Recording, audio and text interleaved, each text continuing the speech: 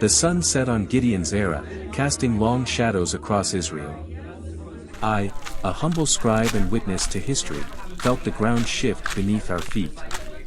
The air was thick with uncertainty, whispers of fear and ambition intertwining in the streets of our towns.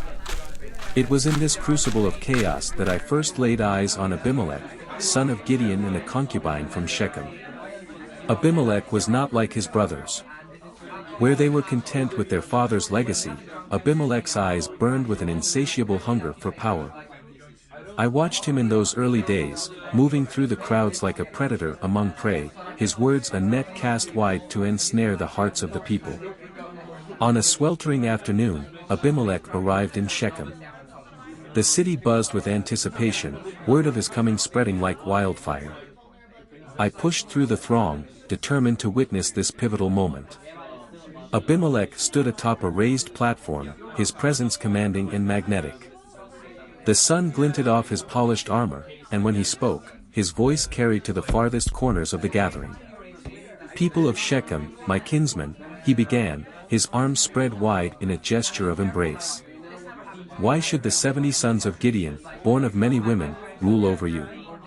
Am I not your own flesh and blood?" His words were a siren song, weaving a tapestry of promises and shared heritage. I watched as the elders of Shechem fell under his spell, their eyes glazing with visions of power and prosperity. In a moment that would change the course of our nation, they retreated to the temple of Balderith, returning with 70 shekels of silver. The coins clinked in Abimelech's hands, a chilling sound that would haunt my dreams for years to come. With his newly acquired wealth, Abimelech wasted no time. He gathered a band of mercenaries, men with souls as empty as their purses. I followed them at a distance as they set out for Ophrah, my heart heavy with foreboding. The attack came under the cover of darkness. The night air, once peaceful, was shattered by screams and the clash of steel. I crouched behind a low wall, my hands shaking as I recorded the horrors unfolding before me. One by one, Abimelech's brothers were dragged from their beds, confused and terrified. Upon a single, blood-soaked stone, Abimelech carried out his grim task. 69 times the blade fell, 69 lives snuffed out in a brutal display of ambition. The ground ran red, and the metallic scent of blood filled the air, making me retch. Yet, amidst the carnage, a miracle occurred. Jotham, the youngest of Gideon's sons, somehow slipped through the net of death. I caught a glimpse of him, a fleeting shadow melting into the night, carrying with him the last hope of justice. Days passed, and Shechem simmered with unease. Rumors of Jotham's survival spread in hushed tones. Then, on a clear morning, a commotion drew me to the foot of Mount Gerizim. There, standing high above the assembled crowd, was Jotham. His voice, carried by the wind, rang out clear and strong. He spoke not in plain words, but in a parable that cut to the heart of our predicament. I scrambled to record his words, my stylus flying across the parchment. "Listen to me, you leaders of Shechem, that God may listen to you. The trees once went out to anoint a king for themselves. They said to the olive tree, 'Be our king.' But the olive tree answered, 'Should I give up my oil, by which both gods and humans are honored, to hold sway over the trees?' Jotham continued, speaking of the fig tree and the vine, both refusing kingship to continue their noble work. Finally, he came to the bramble, a worthless shrub that accepted the crown, threatening to consume all with fire if not respected.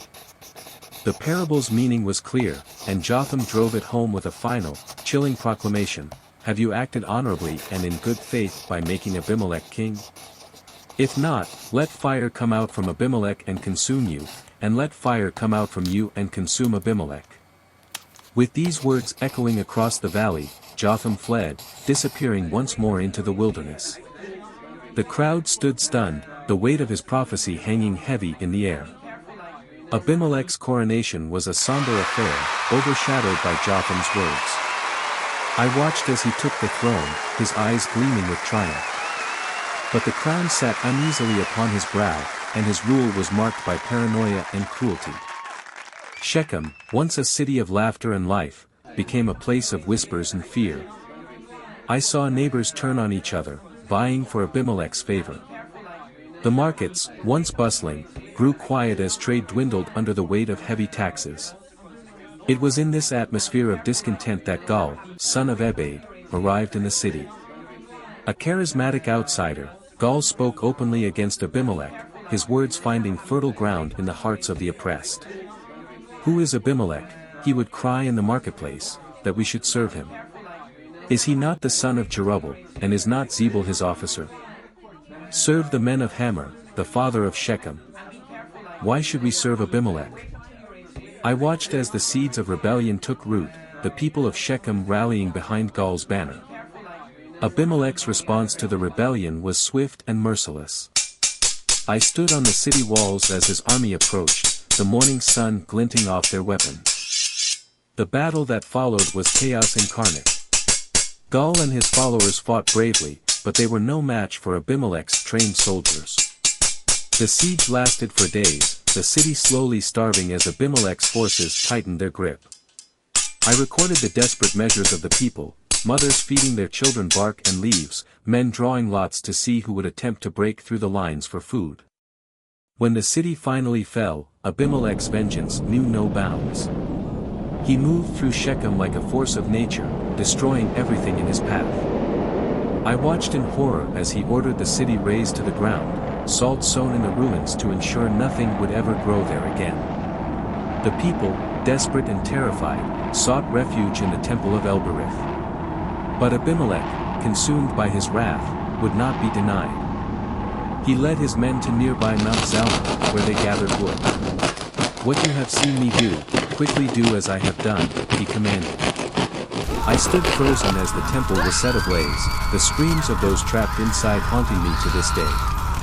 1,000 souls, men and women alike, perished in the inferno, their ashes mixing with the ruins of the city they once called home. Emboldened by his victory, Abimelech turned his sights to Thebes. I followed at a distance, compelled to see this tragedy through to its end. The siege of Thebes mirrored that of Shechem, but fate had other plans. As Abimelech approached the city's tower, intent on burning it as he had the temple of El-Berith, a woman appeared on the battlements. In her hands she held a millstone, a common tool turned weapon of divine retribution.